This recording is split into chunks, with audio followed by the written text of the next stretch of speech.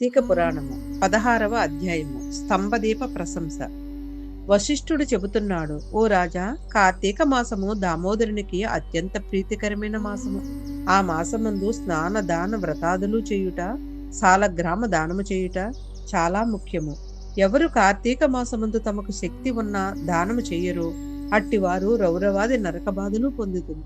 ఈ నెల దినములు తాంబూల దానము చేయువారు చక్రవర్తిగా పుట్టుతురు.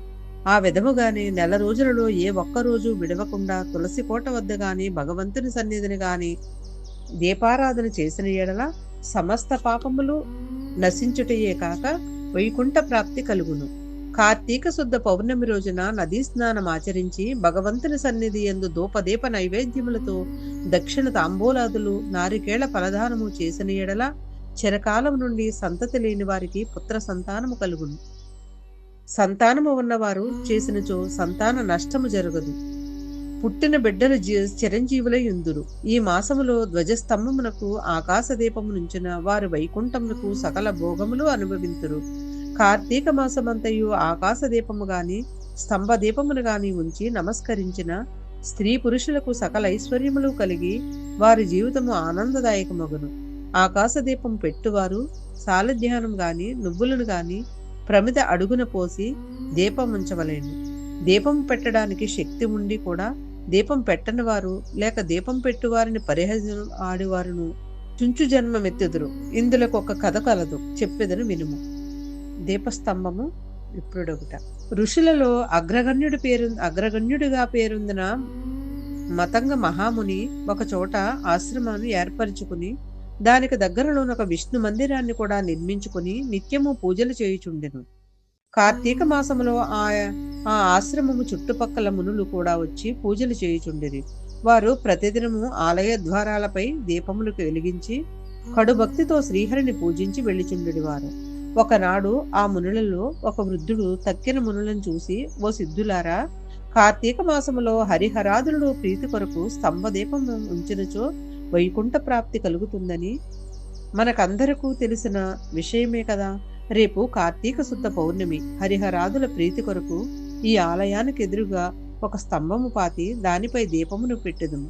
కావున మనమందరము అడవికి వెళ్లి నిడిపాటి స్తంభము తొడుకుని వద్దుము రండి అని పలుకగా అందరూ పరమానందభరితులై అడవికి పోయి చిలువలు పలువలు లేని ఒక చెట్టును మొదలంట నరికి దానిని తీసుకువచ్చి ఆలయంలో స్వామికి ఎదురుగా పాతిని. దానిపై సాలిధ్యానం ఉంచి ఆవునెత్తితో నింపిన పాత్రను దానిపై పెట్టి అందు ఒత్తివేసి దీపం వెలిగించిరి. పిమ్మట వారందరూ కూర్చుండి పురాణ పఠనము చేయుచుండగా పెళ్ళపెళ్ళమన శబ్దము వినిపించింది. అటు చూడగా వారి పాతిన స్తంభము ముక్కలై పడి ఉన్నది.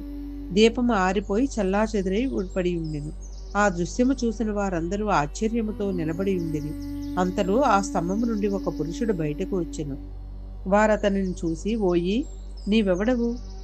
నీవి స్తంభము నుండి ఎలా వచ్చితివి? నీ వృత్తాంతమేమి అని ప్రశ్నించెను.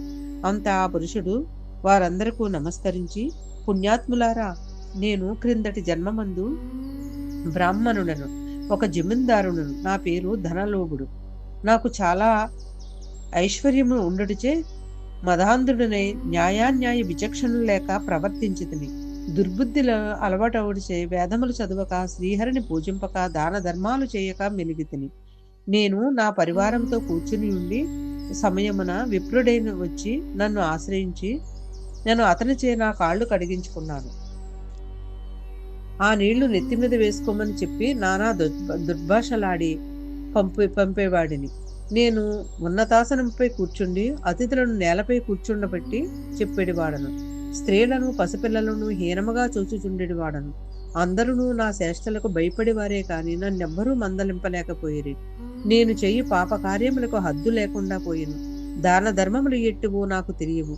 ఇంత దుర్మార్గుడై పాపిని అవసాన దశలో చనిపోయి ఘోర నరకములు అనుభవించి 1,00,000 జన్మల యందు కుక్కనే, 10,000 జన్మలు కాకినే, 5,000 జన్మలు తొండనే, 5,000 జన్మలు పేడ పురుగునే, తర్వాత వృక్ష జన్మమెత్తి కేకారణ్యమందుండి కూడా నేను చేసిన పాపములను పోగొట్టుకొనలేకపోతుంది.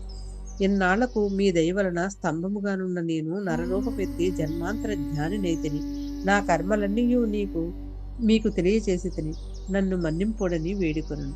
ఆ మాటలు ఆలకించిన మునులందరూ అమితాశ్చర్యము ఉంది. ఆహా! కార్తీక మాస మహిమ ఎంత గొప్పది! అదీను కాక కార్తీక శుద్ధ పౌర్ణమి మహిమ వర్ణింప సత్యము కాదు. కర్రలు, రాళ్ళు, స్తంభములు కూడా మన కండ్ల ఎదుట ముక్తి నొందుచున్నవి. వీటన్నిటికన్నా కార్తీక శుద్ధ పౌర్ణమి ఆకాశదీపముంచిన మనుజునకు వైకుంఠ ప్రాప్తి తప్పక సిద్ధించును. అందువలననే ఈ స్తంభమునకు ముక్తి కలిగినదని మునులు అనుకొనుచుండగా, ఆ పురుషుడా మాట ఆలకించి, మునుపుంగవులారా, నాకు ముక్తి కలుగు మార్గమేదైనను కలదా? ఈ జగంబున నిల్లరకు ఎటుల కర్మబంధము కలుగును? అది నశించినట్లు నా ఈ సంశయము బాపుడని ప్రార్థించను. అప్పుడన్న అక్కడ ఉన్న మునీశ్వరులు అందరూ తమలో ఒకడగు అంగీకారం మునితో, స్వామి, మీరే అతని సంశయమును తీర్చగల సమర్థులు గాన వివరించుడని కోరిరి. అంత నంగిరెసిడిట్లు చెప్పుచున్నాడు. 16వ రోజు పారాయణము సమాప్తం.